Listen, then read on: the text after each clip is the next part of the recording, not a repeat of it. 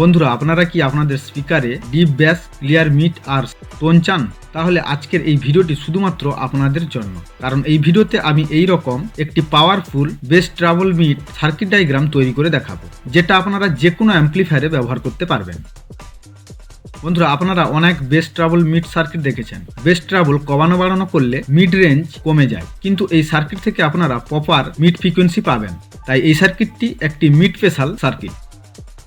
Hello বন্ধুরা, আমি Samir, লিট্রো technical YouTube চ্যানেলে নতুন আরেকটি ভিডিওতে আপনাদের সবাইকে স্বাগত। বন্ধুরা, এই ভিডিওতে আমি powerful base trouble mid control circuit diagram তৈরি করে তার ফুল কানেকশন করে দেখাবো, এবং ভিডিওর মধ্যে এই সার্কিটে ইউজ করা প্রত্যেকটি পার্টসের সম্বন্ধে ডিটেলসে বিস্তারিতভাবে আলোচনা করব। বন্ধুরা, এই সার্কিটের কানেকশন করাটাই হলো সবচেয়ে গুরুত্বপূর্ণ বিষয়, কারণ এই সার্কিটের কানেকশন যদি ঠিকঠাক না হয় তাহলে ফ্রিকোয়েন্সিগুলো সঠিকভাবে কাজ করবে না। তাই আপনারা ভিডিওটি মনোযোগ দিয়ে প্রথম থেকে শেষ পর্যন্ত দেখবেন। বন্ধুরা, এবার আসবো এই বেস ট্রাবল মিড সার্কিট ডায়াগ্রামে। বন্ধুরা, এই সার্কিটটি তৈরি করার জন্য আমাদের 6টি অবেমের প্রয়োজন, তাই আমি এখানে 3টি 4558 আইসি ইউজ করব। বন্ধুরা, এরপর আপনারা জানেন এই আইসির 4 নম্বর পিনটি হলো নেগেটিভ 12 ভোল্ট এবং 8 নম্বর পিনটি হলো পজিটিভ 12 ভোল্টের সাপ্লাই। তাই আমি এখানে প্রতিটি আইসির 4 নম্বর পিনে নেগেটিভ 12 ভোল্ট এবং 8 নম্বর পিনে পজিটিভ 12 ভোল্টের সাপ্লাই মেনশন করে দিলাম।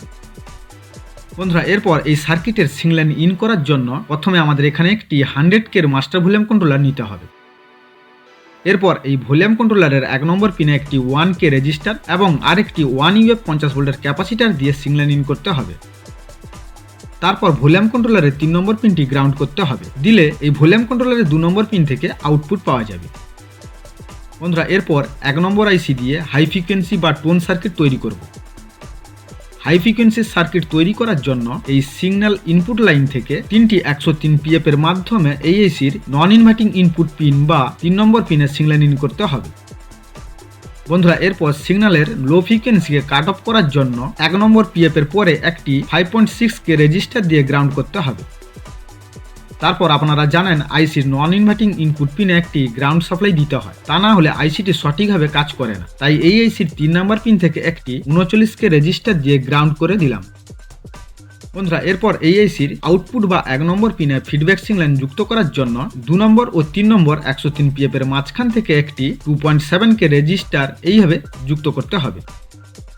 বন্ধুরা, এরপর এই চ্যানেলে আমি কোনো গেন বুস্টিং করব না, সেই কারণে এই আইসির 1 নম্বর পিন ও 2 নম্বর পিন একসঙ্গে যুক্ত করে দিব। দিলে এই আইসির 1 নম্বর পিন থেকে একটি 1 UF 50 ভোল্টের ক্যাপাসিটার দিয়ে টোনের আউটপুট পাওয়া যাবে। বন্ধুরা, এবার এই টোনের আউটপুটটি সরাসরি আউট না করে একটি ভলিউম কন্ট্রোলারের মাধ্যমে আউটপুট করব। তাই আমাদের এখানে একটি 100K ভলিউম কন্ট্রোলার নিতে হবে। তারপর এই সিগন্যালটিকে ভলিউম কন্ট্রোলারের 1 নম্বর পিনে যুক্ত করতে হবে এবং ভলিউম কন্ট্রোলারের 3 নম্বর পিনটি গ্রাউন্ড করতে হবে। দিলে ভলিউম কন্ট্রোলারের 2 নম্বর পিন থেকে টোনের আউটপুট পাওয়া যাবে। বন্ধুরা, এই সার্কিটের যে মিড ফ্রিকোয়েন্সিটি তৈরি করব সেটি হাই ফ্রিকোয়েন্সি এবং লো ফ্রিকোয়েন্সিকে মিক্সড করে তৈরি করব। তাই হাই ফ্রিকোয়েন্সির আউটপুট থেকে আরও দুটি 103 PF দিয়ে এই আইসির 5 নম্বর পিন বা নন ইনভার্টিং ইনপুটে সিগন্যাল ইন করতে হবে। তারপর এই পিন থেকে আরও একটি 39K রেজিস্টার দিয়ে গ্রাউন্ড করতে হবে। বন্ধুরা, এরপর এই আইসির আউটপুট বা 7 নম্বর পিনে ফিডব্যাক সিগন্যাল যুক্ত করার জন্য এই দুটো 103 PF এর মাঝখান থেকে একটি 2.7K রেজিস্টার যুক্ত করতে হবে। এরপর বন্ধুরা, এই চ্যানেলে আমি কোনো গেন বুস্টিং করব না, তাই এই আইসির 6 নম্বর পিন ও 7 নম্বর পিন এইভাবে একসঙ্গে যুক্ত করে দেব। দিলে এই আইসির 7 নম্বর পিন থেকে একটি 10K রেজিস্টার দিয়ে আউটপুট পাওয়া যাবে। বন্ধুরা, এরপর 2 নম্বর আইসিটি দিয়ে লো ফ্রিকোয়েন্সি বা বেসের সার্কিট তৈরি করব। লো ফ্রিকোয়েন্সির সার্কিট তৈরি করার জন্য এই সিগন্যালের আউটপুট লাইন থেকে 3টি 10K রেজিস্টারের মাধ্যমে এই আইসির নন ইনভার্টিং ইনপুট বা 3 নম্বর পিনে সিগন্যাল ইন করতে হবে। বন্ধুরা, এরপর সিগন্যালের হাই ফ্রিকোয়েন্সিকে কাট অফ করার জন্য 1 নম্বর রেজিস্টারের পরে একটি 104 PF দিয়ে গ্রাউন্ড করতে হবে। তারপর লো ফ্রিকোয়েন্সিকে আরও বুস্টিং করার জন্য এই আইসির নন ইনভার্টিং ইনপুট পিনে একটি 153 PF দিয়ে গ্রাউন্ড করতে হবে। বন্ধুরা, এরপর এই আইসির আউটপুট বা 1 নম্বর পিনে ফিডব্যাক সিগন্যাল যুক্ত করার জন্য 2 নম্বর ও 3 নম্বর 10K রেজিস্টারের মাঝখান থেকে একটি 224 PF এইভাবে যুক্ত করতে হবে। বন্ধুরা, এরপর এই চ্যানেলে আমি কোনো গেন বুস্টিং করব না, সেই কারণে এই আইসির 1 নম্বর পিন ও 2 নম্বর পিন একসঙ্গে যুক্ত করে দেব। দিলে এই আইসির 1 নম্বর পিন থেকে একটি 10 UF 50 ভোল্টের ক্যাপাসিটার দিয়ে বেসের আউটপুট পাওয়া যাবে। বন্ধুরা এবার এই বেসের আউটপুটটি সরাসরি আউট না করে একটি ভলিউম কন্ট্রোলের মাধ্যমে আউটপুট করব। তাই আমাদের এখানে একটি 100K ভলিউম কন্ট্রোল নিতে হবে। তারপর এই সিগন্যালটিকে ভলিউম কন্ট্রোলারের 1 নম্বর পিনে যুক্ত করতে হবে এবং ভলিউম কন্ট্রোলারের 3 নম্বর পিনটি গ্রাউন্ড করতে হবে। দিলে ভলিউম কন্ট্রোলারের 2 নম্বর পিন দিয়ে বেসের আউটপুট পাওয়া যাবে। বন্ধুরা এই সার্কিটের যে মিড ফ্রিকোয়েন্সিটি তৈরি করব সেটি হাই ফ্রিকোয়েন্সি এবং লো ফ্রিকোয়েন্সিকে মিক্সিং করে তৈরি করব। তাই লো ফ্রিকোয়েন্সির আউটপুট থেকে আরও দুটি 10K রেজিস্টার দিয়ে এই আইসির 5 নম্বর পিন বা নন ইনভার্টিং ইনপুটে সিগন্যাল ইন করতে হবে। তারপর লো ফ্রিকোয়েন্সিকে আরও বুস্টিং করার জন্য এই পিনে একটি 153 PF দিয়ে গ্রাউন্ড করতে হবে। বন্ধুরা এরপর এই আইসির আউটপুট বা 7 নম্বর পিনে ফিডব্যাক সিগন্যাল যুক্ত করার জন্য এই দুটো 10K রেজিস্টারের মাঝখান থেকে একটি 224 PF যুক্ত করতে হবে। তারপর এই চ্যানেলে কোনো গেন বুস্টিং করব না, তাই এই আইসির 6 নম্বর পিন ও 7 নম্বর পিন এইভাবে একসঙ্গে যুক্ত করে দেব। দিলে এই আইসির 7 নম্বর পিন থেকে একটি 10K রেজিস্টার দিয়ে আউটপুট পাওয়া যাবে। বন্ধুরা এরপর মিড ফ্রিকোয়েন্সি তৈরি করব। মিড ফ্রিকোয়েন্সির ব্যান্ডটি তৈরি করার জন্য হাই ফ্রিকোয়েন্সি এবং লো ফ্রিকোয়েন্সির আউটপুট দুটিকে একসঙ্গে এইভাবে যুক্ত করতে হবে। তারপর একইভাবে বেস কন্ট্রোলার এবং টোন কন্ট্রোলারের মিডিল পিন থেকে একটি 10K রেজিস্টারের মাধ্যমে একসঙ্গে এইভাবে প্যারালালে যুক্ত করতে হবে। বন্ধুরা এরপর এই সিগন্যালটিকে 3 নম্বর আইসির 2 নম্বর পিন বা নন ইনভার্টিং ইনপুটে এইভাবে যুক্ত করতে হবে। তারপর এই আইসিটির 1 নম্বর পিন ও 2 নম্বর পিন বা ইনপুট ও আউটপুট পিনের মাঝখানে একটি 10K ফিডব্যাক রেজিস্টার যুক্ত করতে হবে।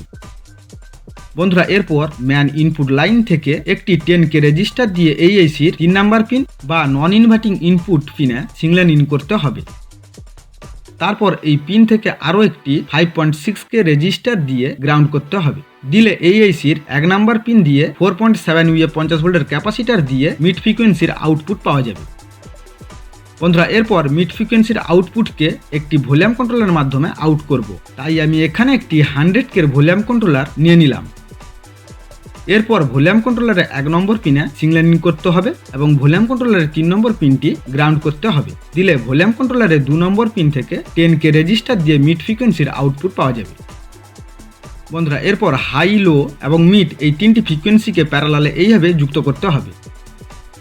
তারপর এই সিগন্যাল লাইন থেকে আরও একটি 4.7 UA 50 ভোল্টের ক্যাপাসিটার দিয়ে এইসির 6 নম্বর পিনে সিগন্যাল ইন করতে হবে। বন্ধুরা এরপর এইসির 5 নম্বর পিনটি গ্রাউন্ড করতে হবে। তারপর এইসির 6 নম্বর পিন ও 7 নম্বর পিন বা ইনপুট ও আউটপুট পিনের মাঝখানে একটা 100K ফিডব্যাক প্রিসেট যুক্ত করতে হবে। বন্ধুরা এই প্রিসেটের মাধ্যমে আপনারা আউটপুটের গেনকে বাড়ানো কমানো করতে পারবেন। বন্ধুরা এরপর এই আইসির 7 নম্বর পিন থেকে একটি 10 UA 50 ভোল্টের ক্যাপাসিটার দিয়ে ফাইলেন আউটপুট পাওয়া যাবে। বন্ধুরা এই সার্কিটের প্রত্যেকটি পার্টসের মান খুবই গুরুত্বপূর্ণ, তাই আপনারা সার্কিটটি তৈরি করার সময় এইসব পার্টসের মান চেঞ্জ করবেন না। বন্ধুরা এই সার্কিটটি একটি হাই কোয়ালিটির পাওয়ারফুল বেসড অন মিড ফ্রিকোয়েন্সির ইকুইলাইজার সার্কিট।